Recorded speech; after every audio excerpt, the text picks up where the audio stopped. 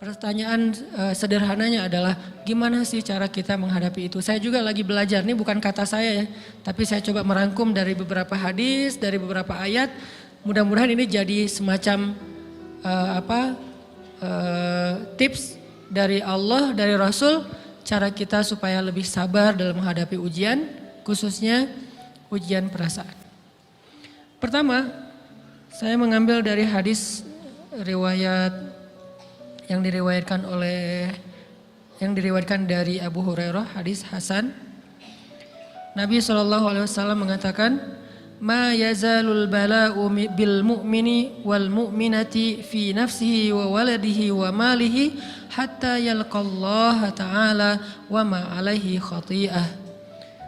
Tidaklah seseorang selesai diuji, baik dia laki-laki orang yang beriman atau perempuan yang beriman, baik itu ujiannya terjadi pada dirinya atau melalui anaknya atau melalui hartanya, artinya ujian harta, ujian fisik, ujian perasaan, sampai dia bertemu dengan Allah dan dia tidak punya dosa. Apa maksud dari hadis ini? Ujian itu tidak akan berakhir kecuali kalau dosa kita sudah habis. Allah akan menguji kita terus untuk membersihkan diri kita dari dosa. Sehingga yang harus kita coba bangun awareness dalam diri kita kalau lagi diuji, Allah pengen membersihkan dosa saya nih. Sehingga kita ridho dengan ujian, bukan ikhlas ya. Kalau ikhlas ibadah, kalau ujian ridho, rela. Saya ridho ya Allah walaupun ini berat. Saya ridho ya Allah walaupun saya berharap Engkau beri jalan keluar. Saya ridho ya Allah walaupun saya berharap ditolong oleh Allah. Tapi tetap ridho diberikan ujian itu. Sambil berdoa diberikan jalan keluar, ditolong, diberikan keajaiban. Cuman gak mau mengeluh. Dan berdoa meminta jalan keluar bukan mengeluh, itu ibadah. Berdoa itu ibadah dalam Islam. Sehingga Allah suka banget sama hamba yang berdoa. Allah suka dengan hamba yang curhat.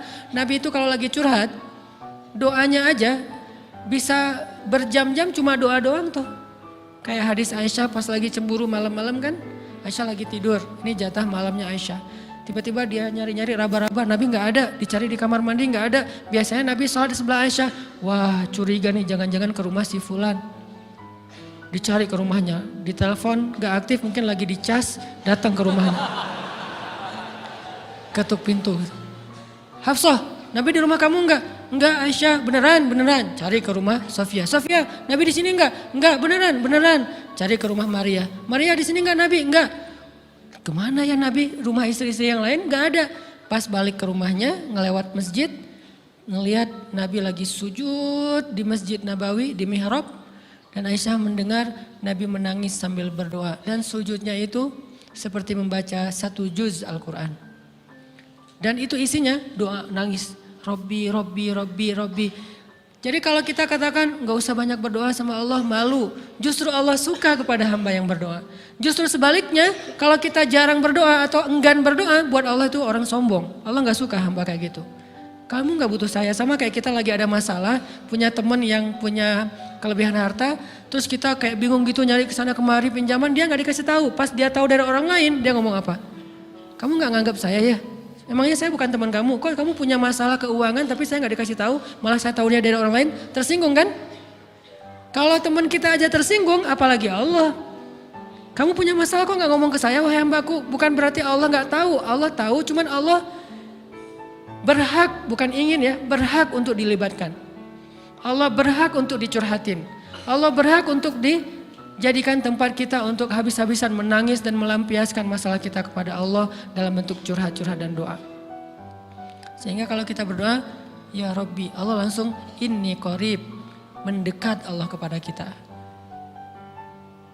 Jadi teman-teman yang dirahmati Allah, kalau kita punya masalah, kita coba bangun awareness, oh Allah pengen membersihkan dosa-dosa saya nih.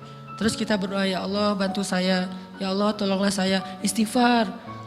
Saya kadang-kadang ngerasa nih, kalau ada dosa, ada kesalahan, ada kekeliruan yang saya lakukan misalnya gitu, kalau saya nggak kuat istighfarnya, bentar lagi akan diuji sama Allah.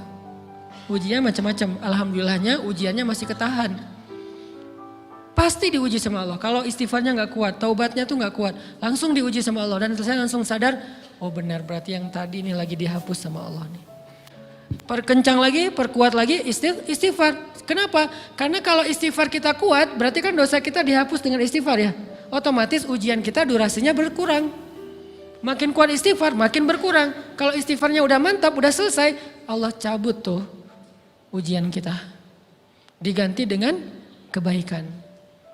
Jadi teman-teman, kita coba sadari, oh kalau Allah menguji saya, emang saya banyak dosa. Sebelum kita mencari kambing hitam, nyalah-nyalahin orang lain, sebelum kita marah kepada orang lain, kadang wajar kita marah kepada orang lain gara-gara ucapannya, komennya, teks dari dia, wajar.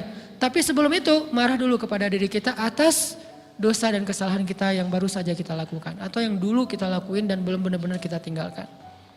Kalau kita ngerasa banyak dosa di masa lalu sebelum kita taubat, hijrah, berarti mungkin itulah alasan kenapa sekarang kita diuji setelah hijrah. Kenapa agak-agak harus jungkir balik setelah kita hijrah. Kenapa harus sedikit berdarah-darah setelah kita hijrah. Anggap aja itu untuk mengkifarat, membersihkan dosa-dosa kita yang telah lalu. Supaya apa? Supaya kalau kita pulang kepada Allah, kita pulang dalam keadaan bersih. Dan itu pasti akan menjadi orang yang paling beruntung. Daripada nanti diberesin di akhirat, mending diberesin di dunia kan. Soalnya kalau diberesin di akhirat itu lebih berat. Akhirat itu perlakuannya beda dengan di dunia. Di dunia kalau kita salah akan dibalas oleh Allah. Kalau kita belum taubat, dibalas oleh Allah sama. Tapi di akhirat ukurannya beda. Sehingga heran ya, kalau ada orang yang merasa beruntung lolos dari hukuman dunia, dia pikir dia udah lolos dari hukuman Allah. Mending dia beresin deh di dunia daripada nanti di akhir berlarut-larut. Itu bahaya banget. Kalau buat saya pribadi dan saya yakin teman-teman juga kayak gitu, gak mau ada masalah di akhirat, mending masalah di dunia aja. Tapi masalah di dunia juga kita gak mau berlarut-larut, pengen cepat dimudahin sama Allah. Caranya istighfar. Tidaklah Allah memberikan kepada kita ujian kecuali salah satu alasannya pengen menghapuskan dosa. Idza kathurat dzunubul 'abdi walam yakun lahu min amalin liyukaffiraha fabtalahu Allahu bil hazan liyukaffiraha. Kalau seorang hamba banyak dosa dan dia nggak cukup amal untuk mengkifarat dosa-dosanya, Allah akan menguji dia dengan rasa sedih, dengan rasa kecewa, dengan rasa berat, sakit hati untuk mengkifarat dosa-dosanya. Itu yang kita bangun, sehingga kalau ada masalah sama orang lain, kita memperbaiki diri dulu. Bukan sibuk dengan kesalahan dia terus menerus yang gak mau kita maafin. Misalnya ada teman kita nih, jadi clash sama kita. Hal pertama yang kita bangun, astagfirullahaladzim saya banyak dosa nih. Tapi kan yang salah dia, ya tapi mungkin dia gak akan mengatakan kalimat itu, gak akan bersikap kayak gitu kalau kita gak punya dosa. Allah sengaja mengutus dia untuk menguji kita lewat kata-katanya, lewat perilakunya, karena kita punya dosa. Jadi penyebab pertama diuji itu bukan teman kita yang salah, itu penyebab kedua. Memang dia salah dan itu harus kita akui, realistis lah. Dia salah, dia nggak pas, dia nggak bijak, dia apa. Oke, tapi yang mentakdirkan dia salah kepada kita, Allah Subhanahu Wa Taala. Kenapa Allah takdirkan gitu? Karena kita masih punya banyak dosa. Allah kirim kita ujian, bisa manusia, bisa alam, bisa dalam diri kita sendiri. Itu semuanya adalah cara Allah untuk menguji kita dan membersihkan dosa-dosa kita. Ini yang kita bangun pertama. Yang kedua, kata Nabi di dalam hadis Bukhari, "May yuridillahu bihi khairan." Yang terkenal kan yufaqihu fiddin, itu yang terkenal. Ternyata ada dua modelnya. Ada may yuridillahu bihi khairan yufaqihu fiddin. Siapa yang Allah pengen kasih dia kebaikan kebaikan, Allah akan buat dia mengerti halal dan haram. Itu berarti Allah sayang sama dia. Ini satu model hadis. Ada model yang kedua, mirip redaksinya. May yuridillahu bihi khairan yusib min. Hadis Bukhari. Siapa yang Allah pengen ngasih dia kebaikan, Allah uji. Hah? Kok gitu caranya? Ternyata kayak gitu rahasianya. May yuridillahu bihi khairan, siapa yang Allah pengen ngasih dia kebaikan, Allah kasih dia musibah atau ujian. Kenapa bisa seperti itu Ustaz? Fa inna ma'al usri yusra, Inna ma'al usri yusra. Seolah-olah Allah bilang di dalam ayat itu, kalau kalian mau dapat kemudahan, biasanya lewatnya kesusahan dulu. Kalau kalian pengen dapat keberuntungan, biasanya dapatnya kerugian dulu. Tapi keberuntungan dan kerugiannya pasti gak sebanding. Keberuntungannya jauh lebih besar daripada kerugiannya. Kerugian itu kayak modal doang, DP. Jadi kalau kita mau dapat kejutan dari Allah, Allah kasih kita DP. DP-nya apa? Ujian, DP-nya musibah, DP-nya rasa gak nyaman. Itu DP tuh. DP terhadap apa? DP dari Allah terhadap hadiah-hadiah besar yang Allah pengen ngasih ke kita setelahnya. Cuman banyak orang yang menolak DP ini. Sama kayak kita misalnya. Kalau kita mau ngasih dia hadiah, kita kasih dia kayak kejutan dulu. Dia lagi ulang tahun nih, disiram air dulu. Setelah itu dikasih hadiah-hadiah yang mahal. Rela gak disiram air demi hadiah? Rela, udah siramin lagi aja. Kalau setelahnya ada hadiah. Yang kita gak rela, kalau setelah disiram, disuruh bersih-bersih sendiri dan gak dikasih apa-apa. Kan gak rela tuh. Berarti ini bab iman. Yakin gak kalau Allah tetap ngasih hadiah? Kan sabar dan iman itu ternyata tahu aman, kembar. Kalau kita yakin Allah ngasih hadiah setelah ngasih kita DP ujian, ya kita akan sabar. Gak apa-apa deh, bentar lagi mau dikasih hadiah, digini-giniin juga gak masalah. Dibully, diapain sama Allah, biarin aja. Ya Allah saya sabar, kan bentar lagi mau dikasih hadiah nih. Ini masalah yakin. Tapi kalau kita gak yakin, apa sih maunya Allah gitu kan. Begitu kalimat ini keluar, maka yang muncul setelahnya adalah mengeluh, berputus asa, dan gak akan sabar menghadapi ujian. Ujian, kata Nabi, may yuridillahu bihi khairan, siapa yang Allah pengen kasih hadiah, siapa yang Allah pengen kasih kejutan, siapa yang Allah pengen kasih pertolongan, siapa yang Allah pengen kasih kebaikan, yusib min, Allah akan uji dia dulu. Ini sunnatullah, sehingga kalau kita lagi diuji, yang kita lihat jangan ujiannya, apa setelah itu. Gimana ngelihatnya Ustaz gak kelihatan?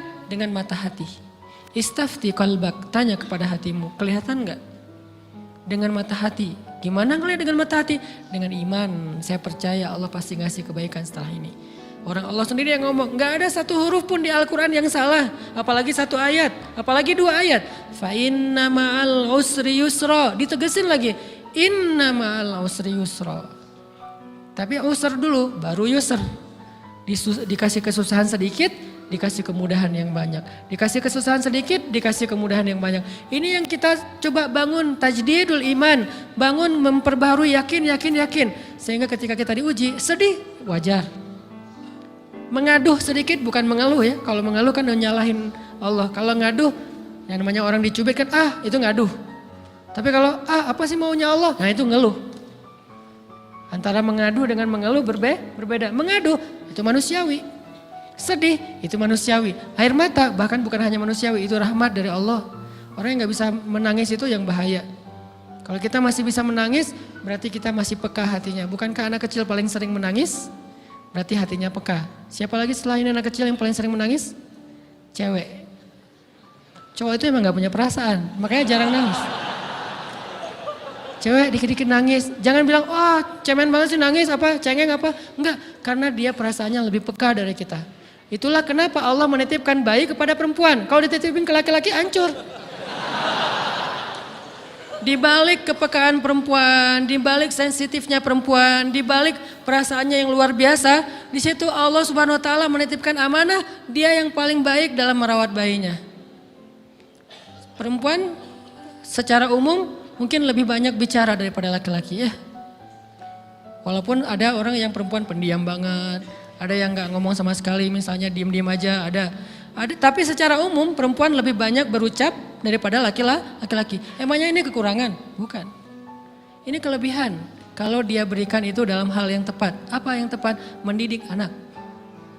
Justru karena perempuan banyak ngomong, lebih baik dalam mendidik anak daripada laki-laki. Laki-laki itu kurang mendidik, kurang mengedukasi kepada anak dengan usia tertentu karena dia jarang memahamkan. Salah hanya marah, salah hanya ditegur. Kalau ibunya jelasin gini sebelum tidur ibunya yang ceritain banyak cerita. Saya sendiri ngalamin sering mana seorang ayah sama ibu interaksi sama anak dalam bentuk verbal. Sering ibu. Jadi menangis itu rahmat dari Allah. Gak apa-apa, nangis aja. Dan itu tidak disebut mengeluh. Kamu kok nangis sih? Kan orang Islam harus sabar. Emangnya nangis dengan sabar itu bertolak belakang? Sabar tetap sabar, ya nangis jalan aja terus nangis. Nangis apa pakai nangisnya nggak cuma nangis doang, emotikonnya juga nangis, berderai-derai gitu. Sampai air matanya menggenang gitu kan ya. Boleh lah. Ditambah lagi dengan visual menangisnya, posting bahwa dia lagi tertusuk duri dengan postingan kaktus atau apalah. Dia pengen share ke semua orang bahwa saya sedang sedih. Sehingga nanti ketika ada orang yang menghibur dia dengan sedikit kata-kata yang sabar ya segala macam, wah makin berderai-derai. Itu belum jadi. Kecuali dia keluarkan kata-kata mengeluh, baru dia disebut orang yang banyak mengeluh, berputus asa. Kalau mengaduh wajar. Walaupun ada nabi udah diuji berat gak mau mengaduh, apalagi ngeluh. Zakaria digergaji mengadu aja enggak. Kenapa? Karena kata malaikat kalau kamu mengaduh sedikit aja, maka Allah Subhanahu wa taala akan menghancurkan kaum ini. Dia kasihan kepada kaumnya, enggak mau mengaduh. Satu-satunya orang yang kita tidak boleh mengaduh hanya orang tua. Atau itu mengeluh kalau untuk orang tua. Kalau yang lain enggak disebut mengeluh. Kalau ke teman, malas enggak apa-apa. Jangan sering-sering tapi. Apaan sih? Ke teman boleh. Tapi ke orang tua, saja itu bukan lagi mengadu, itu sudah mengeluh. Khusus untuk orang tua.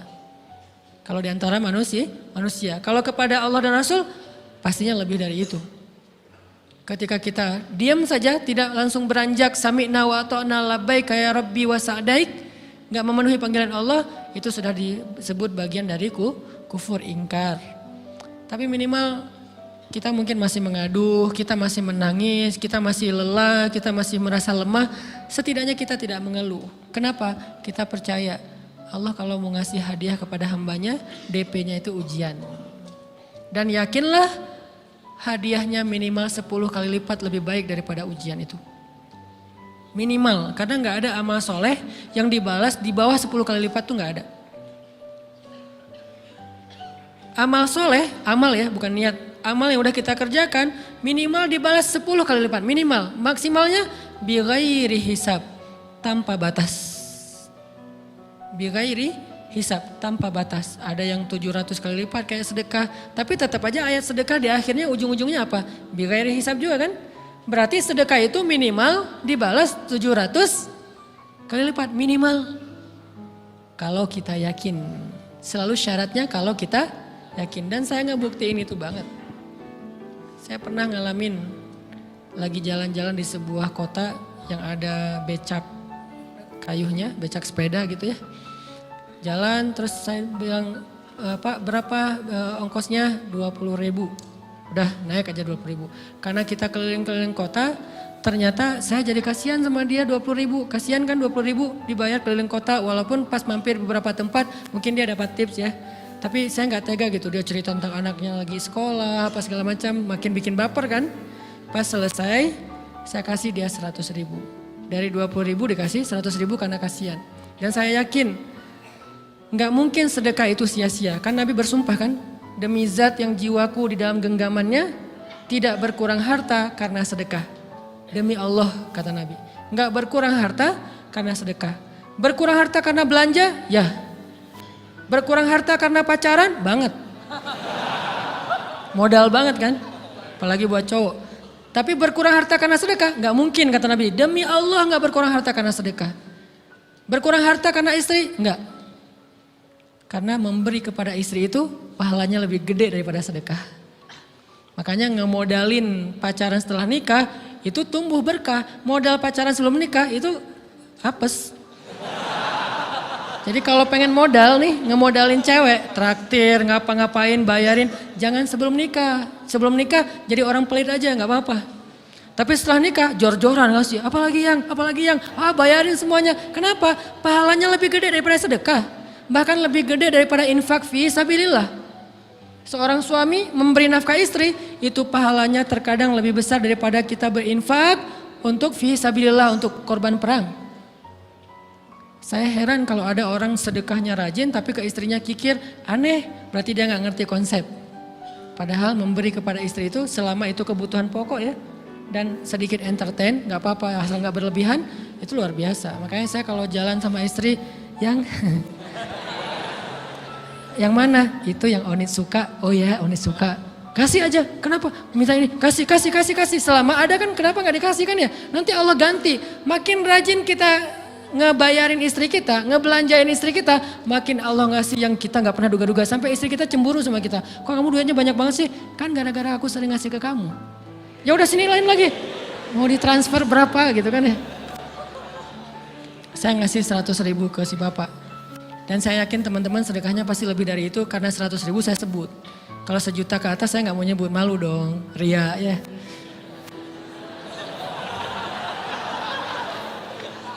Sebenarnya nggak pernah sih. 100.000 deh, karena kan kecil, saya kasih 100.000. Ternyata begitu saya kasih 100.000 dia doa.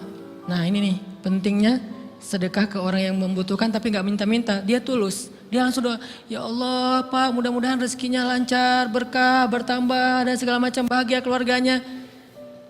Doa-doa ini semuanya dikabulkan dalam hitungan hari. Pertama bertambah bahagia rumah tangganya, dapat kecupan dari istri.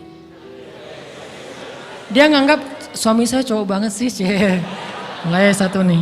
2, demi Allah selang 15 jam kalau nggak salah karena waktu itu malam, besok paginya ada orang yang ngejar-ngejar saya pengen ngasih hadiah. Ustadz saya pengen ketemu Ustadz. Maaf saya nggak bisa ketemu sekarang lagi rush, lagi tight schedule gitu-gitulah sok-sok gaya nggak jelas gitu ya. Terus Ustadz saya pengen banget ketemu, dia nggak ngomong pengen ketemu apa. Kalau dia bilang mau ngasih duit kan langsung saya prioritaskan kan ya.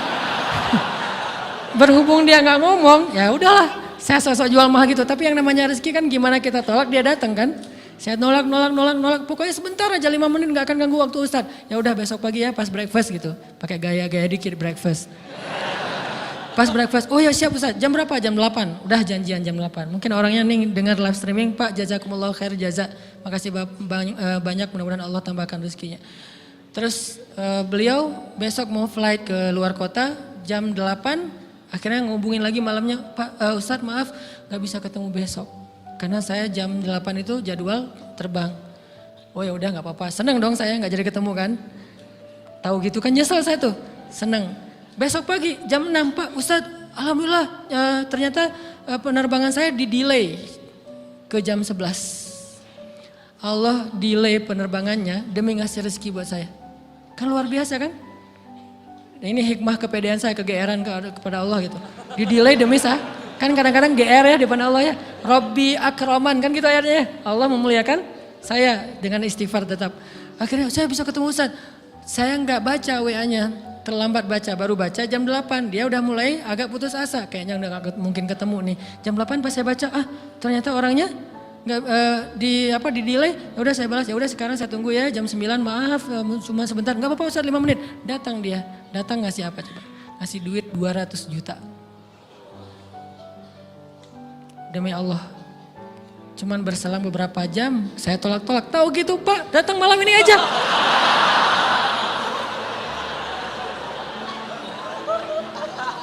Harusnya malam itu juga saya cari orangnya. Kalau perlu saya yang nyamperin Bapak, Sherlock, saya kejar.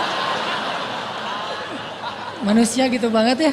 Tapi Masya Allah di situ saya jadi tahu, oh doa orang itu lebih akurat, lebih mantap, lebih diijabah daripada doa saya. Mungkin bukan karena sedekah, tapi karena doa setelah sedekah, ya Allah dan segala macam dimudahkan sama Allah. Itu luar biasa loh. Saya nggak percaya, saya pikir main-main, orang nih iseng kayaknya pengen ketemu doang, pengen selfie. Ternyata pas saya cek, ditransfer, di capture, Ustadz udah ditransfer. Saya, jangan-jangan nih jebakan Batman gitu ya. Nyari-nyari sana segala macam, alhamdulillah ternyata emang niat baiknya pengen, alhamdulillah saya terkesan, saya dapat hidayah lewat Ustadz segala macam. Sekarang saya pengen membalas jasa Ustadz walaupun kecil 200 juta. Untung saya nggak kaget dan kemudian pingsan. Pak 200 juta stroke kan ya bahaya, lebih mahal dari 200 juta. Ini keajaiban ya teman-teman. Jadi kita tuh, saya kan sering bilang keajaiban itu terjadi tergantung tingkat iman. Bukan saya udah soleh banget enggak. Saya belajar terus untuk yakin deh sama Allah. Modal kita tuh kan gini sebetulnya kan. Duit kita tuh banyak loh teman-teman. Cuman gak disimpan di bank, gak disimpan di saku. Disimpannya di sisi Allah. Bedanya apa sih? Kenapa kita kalau disimpan di bank tenang? Saya lagi punya duit banyak dari 100 juta. Di mana? Di bank. Aman. Kenapa kalau disimpan di saku aman, tenang? Kenapa kalau disimpan Allah nggak tenang? Kenapa kalau disimpan di Allah kita bilang nggak punya duit? Ini kan nggak fair sama Allah. Nggak punya duit nih. Siapa bilang nggak punya duit? Kan ada Allah. Tinggal minta sama Allah. Tapi nggak ada wujudnya. Tapi kan ada janjinya. Bukankah janji Allah lebih kuat daripada wujud? Bukankah iman harusnya lebih mantap daripada sesuatu yang konkret yang kita lihat? Ada duitnya di sisi Allah. Kenapa nggak dikasih? Karena kita belum butuh. Kalau kita yakin duit kita itu ada di Allah, tapi dikasihnya pas kita butuh. Begitu butuh ya Allah, langsung dikasih sama Allah. Itu banget benar-benar terjadi dalam kehidupan kita. Pasti kayak gitu. Tingkat tergantung kita yakin apa enggak. Nih, kalau Allah bilang, "May yuridillahu bihi khairan", Allah kalau pengen ngasih hadiah kepada seorang hamba, Allah kalau pengen ngasih kejutan kepada seorang hamba, yusib. Allah kasih dia ujian sedikit aja. وَلَنَبْلُوَنَّكُمْ بِشَيْءٍ sedikit بِشَيْءٍ مِنَ الْخَوْفِ وَالْجُوعِ وَنَقْصٍ مِنَ الْأَمْوَالِ وَالْأَنْفُسِ وَالثَّمَرَاتِ وَبَشِّرِ الصَّابِرِينَ. Kami uji sedikit aja dengan rasa lapar, dengan rasa takut, dengan sedikit kekurangan ini dan itu, sedikit. Tapi wabasyiris sabirin, sampaikan kejutan kepada orang yang bersabar. Sampaikan kejutan kepada orang bersabar. Jadi bisa dibilang kejutan-kejutan hidup kita itu munculnya dengan iman dan sabar. Dengan iman dan sabar. Iman artinya yakin, husnuzon sama Allah. Ana inda dhanni abdi bi. Aku tergantung prasangka hambaku kepadaku.